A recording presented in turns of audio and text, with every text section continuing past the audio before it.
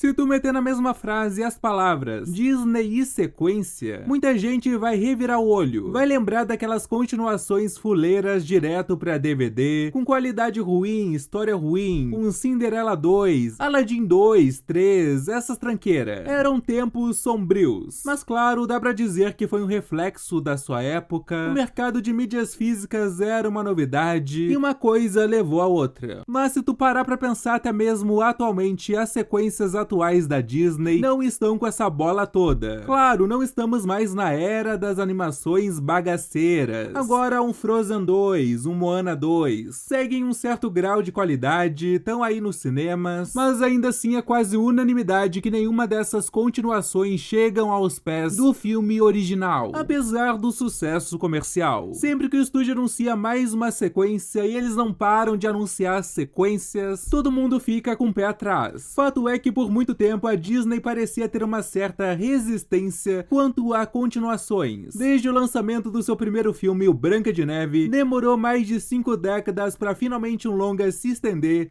para um segundo filme. E ele não poderia ser mais aleatório, no caso, Bernardo Bianca, na Terra dos Cangurus. Bernardo Bianca foi um filme de 1977, inspirado em uma série de livros de Margaret Sharp, e foi um projeto destinado para os animadores novatos do estúdio. Ou seja, ele já foi concebido com a ideia de ser um projeto menos importante. E ainda que não seja um dos clássicos do estúdio, é até meio esquecido, na época ele foi sim considerado um fenômeno. O primeiro filme apresenta esses dois ratos que são agentes de uma organização internacional de resgate, que ajuda crianças em perigo ao redor do mundo. E esse é o conceito básico que vemos nos dois longas. No entanto, eu acho que não é exagero falar que sua continuação talvez seja até mais marcante. Pelo menos para uma certa geração, afinal, tem um gap de mais de 20 anos entre um filme e outro. E eu sei que tem gente que acha o primeiro filme melhor, tem os que preferem o segundo, é bem dividido.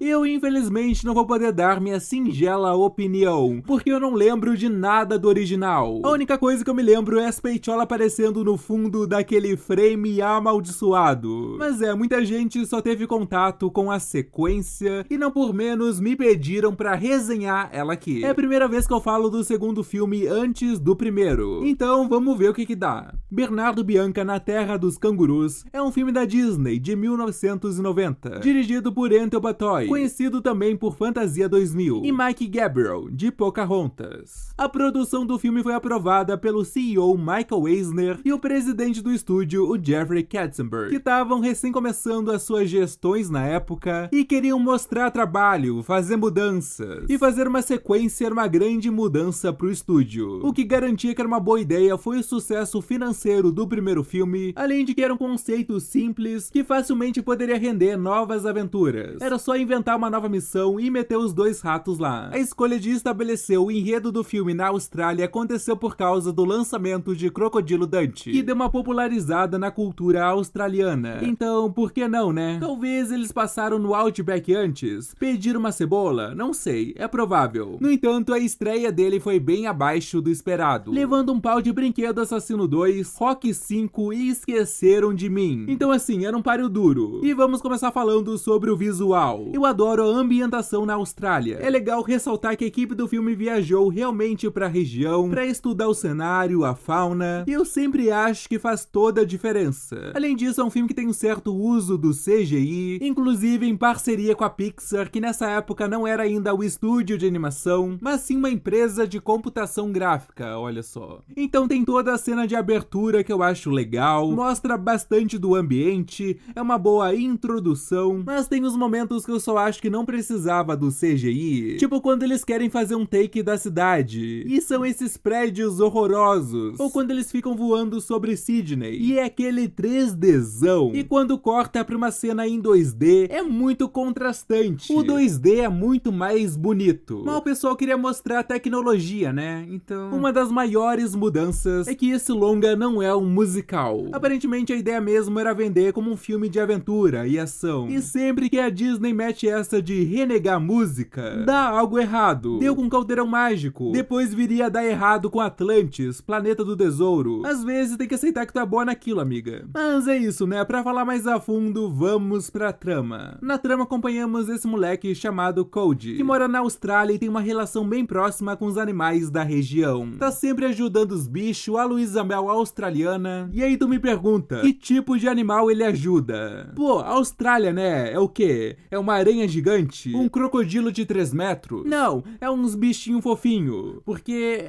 é Disney, né? E ele se mete ali no resgate de uma águia gigante e logo cria uma conexão ali. No entanto, isso faz o menino virar alvo de um caçador, que o sequestra pra arrancar dele a localização do ninho. E é aí que a Sociedade Internacional de Socorro entra em ação. E é claro que os melhores agentes são convocados. No caso, Bernardo e Bianca, que montados no Albatross Wilbur, viajam até a Austrália em busca do garotinho. Lá eles também vão ter a ajuda do rato australiano Jake. E de repente a trama vira um grande triângulo amoroso. Então vamos começar falando dos protagonistas. E eu gosto muito deles. Eles até demoram pra entrar na trama, tem toda uma introdução na Austrália, mas assim que chega a Nova York, a primeira cena são os dois no restaurante, com Bernardo tentando arranjar alguma maneira de pedir a Bianca em casamento. Eu já fiquei completamente encantado, porque é uma trama clássica de comédia romântica. E é muito fofo. Ele todo atrapalhadinho, deixando o anel cair. E aí tem uma cena muito boa que ele vai atrás do anel, e nisso o garçom chega e avisa ali pra Bianca que tem um recado ali pra ela, que é a missão na Austrália. Só que quando o Bernardo volta e fala que tem algo importante pra falar, ela mete um, não precisa nem falar, já me contaram. O garçom me contou. E ele fica só, ué, como que ele sabia? E o diálogo fica nessa brincadeira, ele perguntando se ela aceita, e ela tipo, mas é claro, não é questão de aceitar, é um dever. Aí ele pergunta se eles podem marcar pra, sei lá, abril. E ela fica tipo, como assim? Tem que ser hoje. Agora, vamos lá. E ele mete um, pô, não vai nem mudar de roupa. E fica nessa até ele entender que os dois estavam falando de coisas completamente diferentes. Mas é muito bonitinho. E como uma boa comédia romântica, é claro que vai surgir um rival, que no caso é o Jake. E ele tem ali um charme, né? Um sotaque australiano.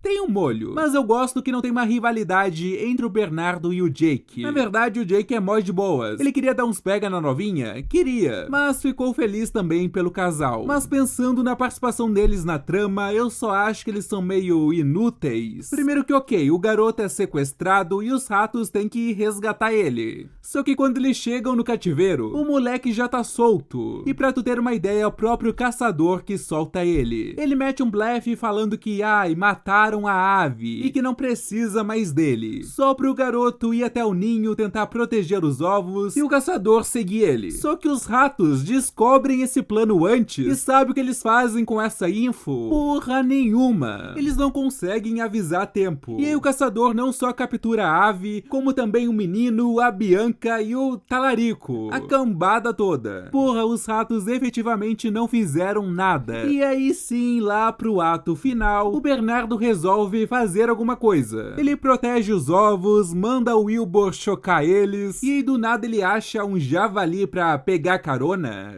Tá, né? Mas assim, né, só no final pra tomar alguma iniciativa. Talvez porque o verdadeiro protagonista seja o Cody. Ele começa a história criando um laço com a águia, primeiro porque ele salvou ela, né? Tem toda a cena de voo à la Soluce Banguela, que é muito bonita, aliás. Mas também porque ele descobre que o papai águia morreu e deixou a mamãe águia sozinha com os ovos. E isso se conecta com a história dele porque ele também perdeu o pai. Então ele meio que se vê ali nos ovos. E dá uma camada mais profunda, eu acho legal. E falando nisso, tem a mãe do Cody, que eu acho uma personagem muito mal aproveitada. Ela aparece ali no começo, de costas, tu sente que tem uma relação meio estranha ali entre mãe e filho, e aí tem uma cena aleatória no meio do filme que é ela chorando com a mochila do Cody, porque ele foi dado como morto, só que é tudo meio jogado e não tem muito desenvolvimento. Sei lá, seria uma parte muito emocional do filme que eles só descartam. Tu acha que no final eles vão se unir e superar esse luto, mas não, eles eles nem se reencontram. Não tem conclusão. Agora, uma coisa que eu sinto com esse filme é que ele tem muita enrolação. Tem momento na trama que o Wilbur dá um mau jeito na coluna e levam ele pro hospital. E fica rolando umas sketches de humor dele tentando fugir do hospital. E se tu tirar isso do filme, não muda em nada. Até mesmo quando o moleque tá preso no cativeiro, ele e os animais que estão presos lá também ficam bolando ali várias estratégias. Tipo,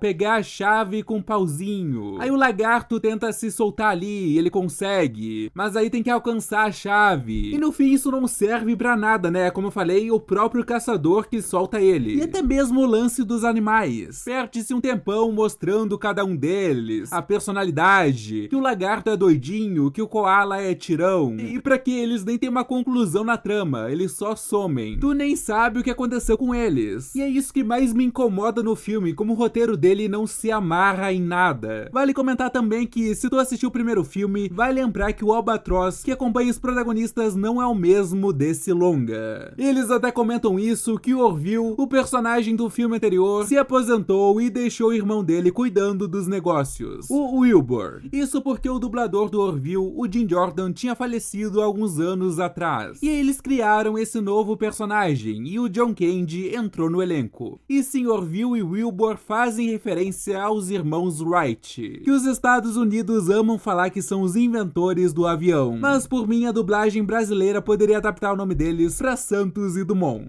Agora vamos falar do vilão. Eu acho que ele nem de longe é um dos vilões mais marcantes da Disney. Ele não tem uma característica muito única, um carisma, porque na real o carisma todo ficou com a Joana, a sidekick pet dele. Ela é uma figura cômica super caótica, ela quer comer tudo que vê pela frente, o que rende umas situações meio pastelonas, meio slapstick, o que eu meio que amo. Eu adoro a diva. E normalmente o que acontece nesses filmes da Disney é que vai chegando perto do final e o vilão vai ficando completamente maluco. Mas aqui eu acho que ele vira vilão performático. Não basta jogar o garoto no rio dos crocodilos, ele tem que amarrar no gancho e ir descendo aos poucos. O que é só meio estúpido. Ele demora tanto nessa putaria que só dá mais chance dos ratos chegarem e resgatarem o menino. E é o que acontece. E a morte dele é bem sem graça também. Normalmente a Disney arrasa na morte dos vilões, traumatiza umas crianças, mas aqui ele só cai da cachoeira e meio que some. Só isso. Mas é um final meio abrupto no geral. Parece que eles não tinham mais tempo pra terminar o filme e deixaram assim mesmo, foda-se. Eu senti que a maioria dos personagens não teve uma conclusão, não passou por um arco narrativo. Até mesmo o Bernardo, que teoricamente tem a conclusão dele quando ele pede a Bianca em casamento. Mas se tu reparar bem, ele já ia pedir ela em casamento de qualquer maneira. Só o que impedia ele era que todo mundo ficava atrapalhando. O que eu quero dizer é que não foi uma jornada em que ele tomou coragem pra pedir ela em casamento. Na verdade, isso ia acontecer uma hora ou outra. O filme só enrolou isso. Então é um filme divertido que eu gostei de assistir. Os personagens são carismáticos, mas ele tem um roteiro bem frágil. O que eu quero dizer é que se tivesse colocado as peitiolas pra fora, ia ter dado mais certo. Mas é isso, né? Valeu. Não.